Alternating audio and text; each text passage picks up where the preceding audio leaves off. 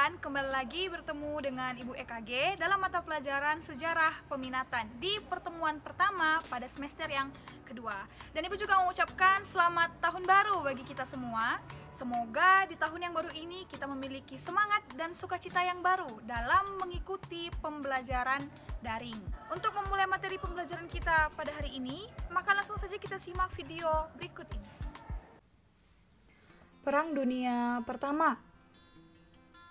Nah, tujuan pembelajaran kita pada hari ini adalah setelah mempelajari materi ini, diharapkan siswa mampu menumbuh kembangkan sikap saling bersaudara dan toleransi, serta membawa damai, dan tentunya mengambil pelajaran dari peristiwa tersebut bagi kehidupan masa kini.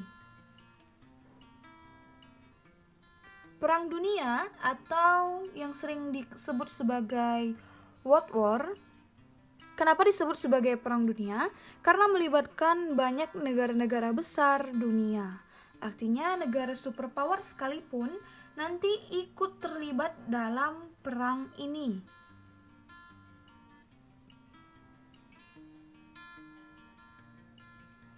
Perang Dunia berlangsung selama 10 tahun dan dalam 2 periode perang yang nanti disebut sebagai Perang Dunia Pertama dan Perang Dunia Kedua.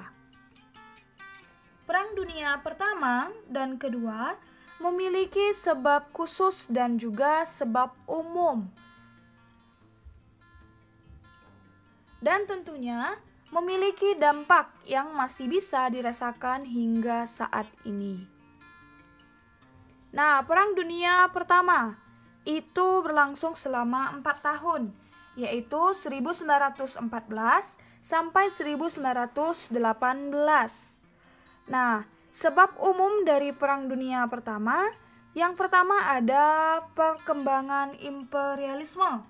Nah, perkembangan imperialisme dan kolonialisme itu bertujuan untuk mencari daerah jajahan baru yang digunakan sebagai sumber daya alam, kemudian sebagai tempat penyebaran agama, dan juga sebagai daerah yang menjadi tujuan menunjukkan kejayaan dari negara penjajahnya. Nah, ingat saja kalau berbicara mengenai imperialisme, ingat saja imperialisme kuno dan juga imperialisme modern. Nah, yang kedua adanya perebutan daerah jajahan. Suatu negara yang hebat adalah negara yang memiliki daerah jajahan yang sangat banyak. Nah, sampai saat ini sejarah mencatat dan mengakui bahwa Inggris adalah salah satu negara yang memiliki daerah jajahan yang sangat banyak. Nah, apa buktinya? Buktinya adalah ketika kita, semua negara di dunia maksud Ibu, itu menggunakan bahasa Inggris sebagai bahasa internasional. Artinya bahasa pemersatu. Ketika kita pergi ke daerah Thailand atau mungkin ke daerah Tiongkok, ketika kita tidak tahu bahasa mereka, bahasa ibu mereka itu bahasa Thailand ataupun bahasa Tiongkok, maka otomatis pengunjung akan menggunakan bahasa Inggris. Begitupun sebaliknya. Nah, ini menunjukkan bahwa Inggris adalah daerah atau negara yang memiliki cukup banyak wilayah jajahan. Nah, selanjutnya ada politik aliansi atau politik mencari kawan.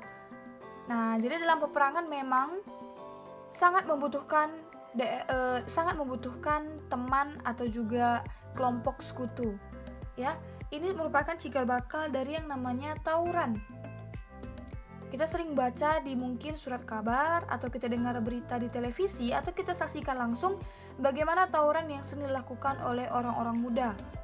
Nah, tawuran itu melibatkan banyak massa, banyak orang. Maka sama seperti politik aliansi, ketika Amerika mungkin berperang dengan daerah atau negara Rusia lebih tepatnya, maka daerah sekutu Amerika maupun daerah sekutu Rusia akan turut campur tangan. Ya, itu yang maksudnya politik aliansi tadi, gunanya kita memiliki kelompok sekutu. Nah, nantinya di Perang Dunia Pertama itu dikenal ada 2 kelompok ya, dijuluki sebagai Triple Aliansi, itu terdiri dari negara Jerman, Austria-Hungaria, dan Bulgaria. Kemudian ada Triple Entente. Itu adalah negara Prancis, Inggris, Rusia, dan negara lainnya. Ini nanti ada sekitar 23 negara yang tergabung. Nah, ada dia politik balas dendam, dan yang terakhir sebab umumnya adalah perlombaan senjata. Nah, kemudian apa yang menjadi sebab khusus dari Perang Dunia Pertama? Sebab khusus dari Perang Dunia Pertama adalah terbunuhnya Pangeran Franz Ferdinand dari Austria, yang saat itu sedang dalam perjalanan untuk meresmikan sebuah rumah sakit di Sarajevo, daerah Bosnia. Nah, tentunya ketika pangeran dari Austria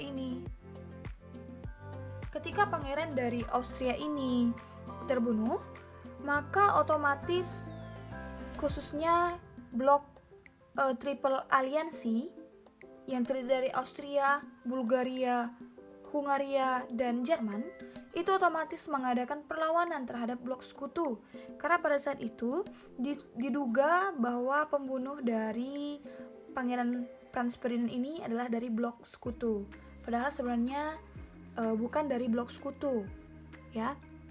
Nah, kemudian negara-negara yang terlibat dalam blok sentral maupun blok sekutu.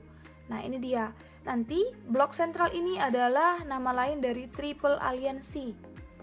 Blok sentral adalah nama lain dari Triple Aliansi, di mana negara anggotanya ada Jerman, Turki, Bulgaria, Austria, Hungaria.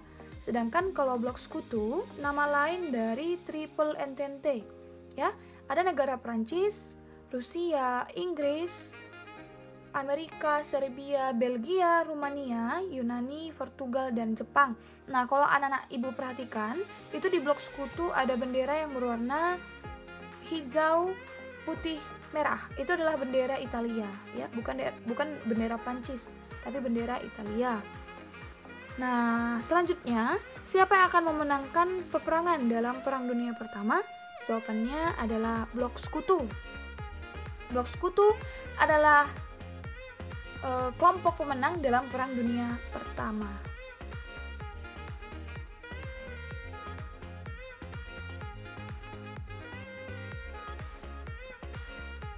Apa yang menjadi dampak dari Perang Dunia Pertama? Ibu ambil contoh 3, ya. Sebenarnya dampaknya ada banyak, tapi di sini kita bahas 3. Ada yang namanya krisis ekonomi. Tentunya ketika kita mengadakan perang itu membutuhkan persenjataan yang lengkap, bahan makanan yang cukup, kemudian juga pasukan yang cukup, dan biasanya bahan makanan itu menjadi faktor penentu juga bagaimana kelompok tersebut bisa berhasil melaksanakan tugasnya atau tidak. Karena kan kalau logikanya perut sedang lapar tidak mungkin bisa berperang. Nah, maka ketika berakhir Perang Dunia Pertama, negara-negara yang kalah khususnya, sekalipun sebenarnya negara-negara yang menang juga pasti mengalami krisis ekonomi karena kondisi ekonomi yang tidak stabil akibat diadakannya perang yang lumayan panjang, yaitu sekitar 4 tahun, ya. Dimana tadi Perang Dunia Pertama itu berlangsung dari tahun 1914 sampai 1918. Nah, selanjutnya dampaknya yang kedua adalah dibentuknya Liga Bangsa-Bangsa atau LBB pada tanggal 10 Januari 1920, di mana nanti sebenarnya tujuan dibentuknya LBB adalah mendamaikan negara-negara yang bertikai atau yang berperang. Dan nantinya LBB berganti nama menjadi PBB seperti yang kita kenal saat ini, ya, Perserikatan Bangsa-Bangsa. Nah, kenapa nanti LBB bisa kalah? Apa buktinya? Buktinya adalah diadakannya Perang Dunia Kedua. Nah, kenapa nanti Perang Dunia Kedua boleh terjadi? Itu karena salah satunya kegagalan LBB, ya, yang gagal dalam upaya mendamaikan negara-negara yang bertikai di Perang Dunia yang Pertama. Nah, kemudian dikeluarkannya Perjanjian Versailles tanggal 28 Juni 1918, di mana nanti perjanjian ini sangat memberatkan negara Jerman karena saat itu dianggap Jerman sebagai otak atau dalang dari peperangan di Perang Dunia Pertama. Dia pemimpin dari blok sentral. Nah, apa yang menjadi isi dari perjanjian Versailles? Yang pertama, Jerman harus mengganti rugi biaya perang. Kemudian yang kedua, Jerman serahkan daerah jajahannya kepada sekutu. Memang otomatis ketika satu negara itu memiliki negara jajahan, contohnya Jerman punya negara jajahan, kita buat saja seandainya Indonesia adalah jajahan Jerman, maka ketika Jerman kalah dengan Amerika, otomatis kita, bangsa Indonesia langsung menjadi daerah jajahan Amerika. Itu umpamanya atau contohnya ya. Karena memang itu yang menjadi kesepakatan dalam daerah yang berperang atau kesepakatan antara negara-negara yang bertikai atau bersaing.